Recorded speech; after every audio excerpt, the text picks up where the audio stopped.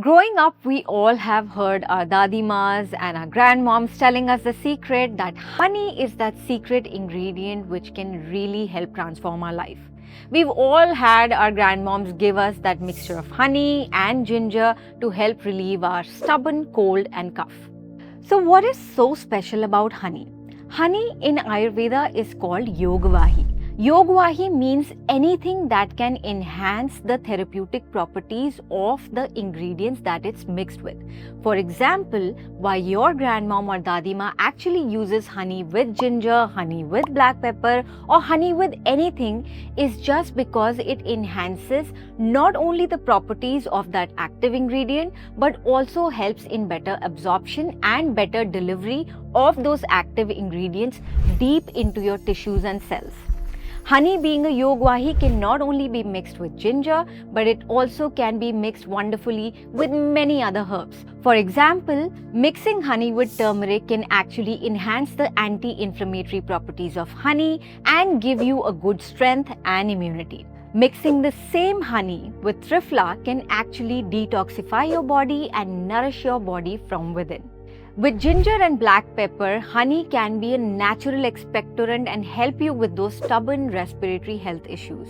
In Ayurveda, honey is not just a simple sweetener. It is something that goes way beyond sweetening.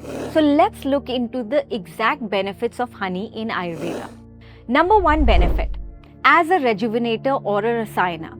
Rasayana is anything that promotes longevity, vitality, and gives strength to your body from within. Honey is ojasvi in nature. Ojasvi meaning anything that enhances the production of ojas.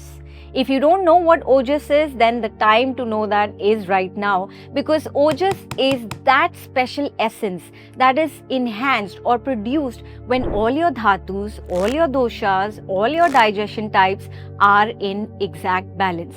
When your body is in full bliss, ojas is produced, and honey is that simple substance which can enhance that production of ojas.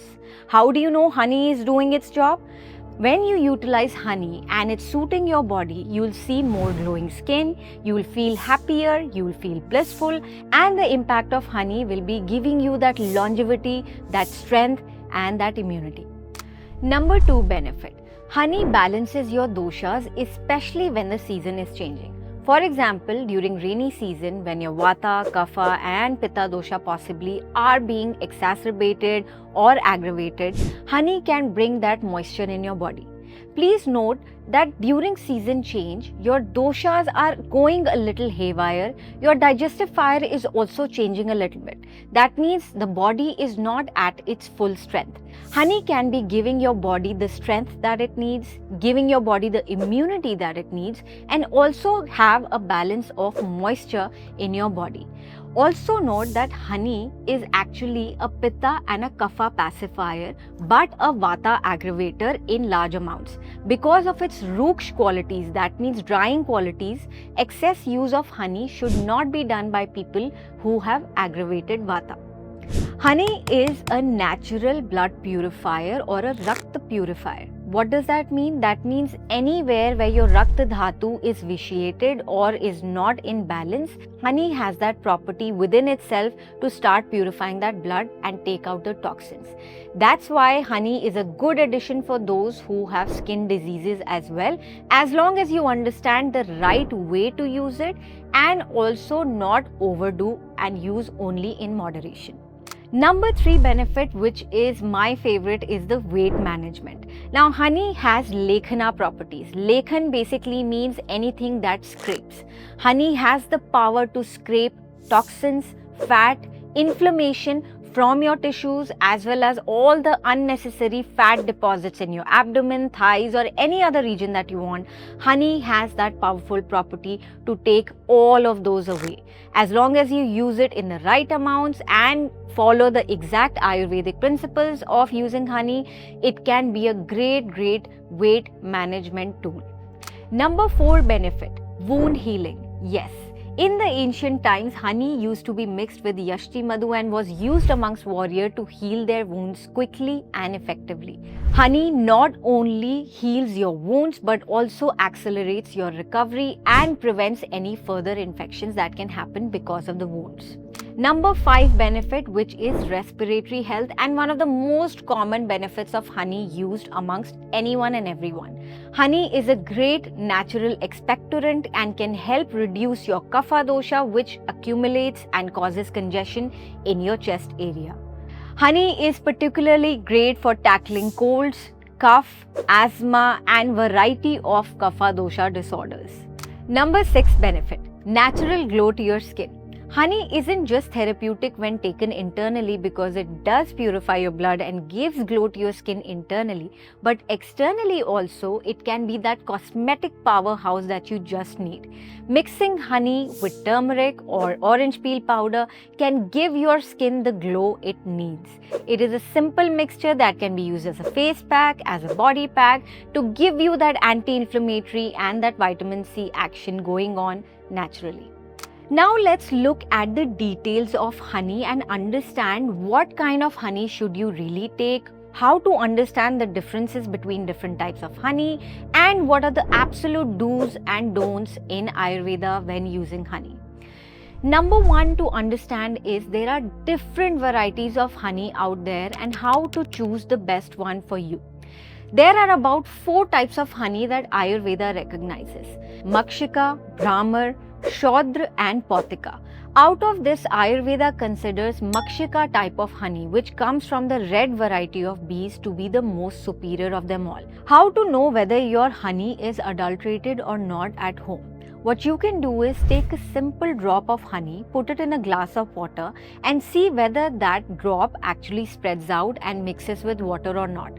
If it does not spread, it is more or less non-adulterated honey, but if it does spread, that means there is a mixture of sucrose and multiple other ingredients that are used to adulterate honey. It is also important to understand you must always get honey that is organic. Organic honey doesn't simply mean that organic things were used to create it, but the bees, the nectar that they actually extract is direct replica of the sap of the plant. That means any chemical fertilizers that were used to grow those plants will be directly injected into the sap of the plant, which converts into the nectar of the flowers. That means any honey that is not organic, you're directly taking those chemical fertilizers when you're consuming that honey. That is why there is a lot of stress in Ayurveda on using organic form of at least something like honey and cow's ghee and cow's milk, because the representation of anything that is chemical when it is used to grow these plants is quite high in liquid form. Now that we've understood that using organic honey is an absolute yes for us, we should also understand the importance of some do's and don'ts with honey. Number 1 don't. Never heat honey directly ever. That is the big rule in Ayurveda, because heating honey, especially at high temperatures or mixing them with hot liquids, can actually cause it to become toxic itself. Now this toxin goes and accumulates in your body, becomes Amavish, which is the circulatory form of toxins.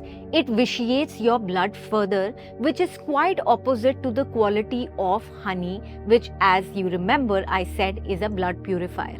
That is why if ever you do want to use honey in your tea, make sure you have cooled down your tea a little bit. Mixing it with warm to cooler form of tea is actually ideal when using honey.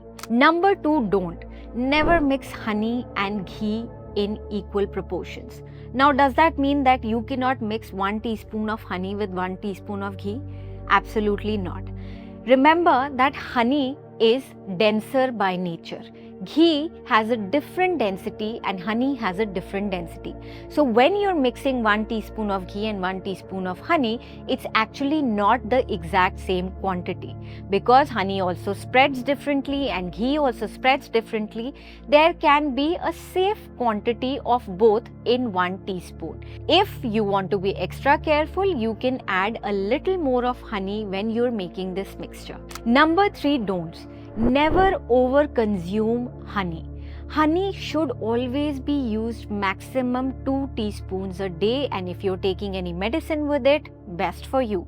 And the final takeaway is use honey in raw, unprocessed and unrefined manner. Don't try to go for extremely refined or extremely processed honey as is available in your markets or supermarkets. It is just a tactic to sell you something that looks really clean and nice from the outside but actually has zero therapeutic potential within it. The more raw your honey is, the better it is for you to use. You don't need to filter it out, you don't need to do anything to it. Use it raw as much as you can.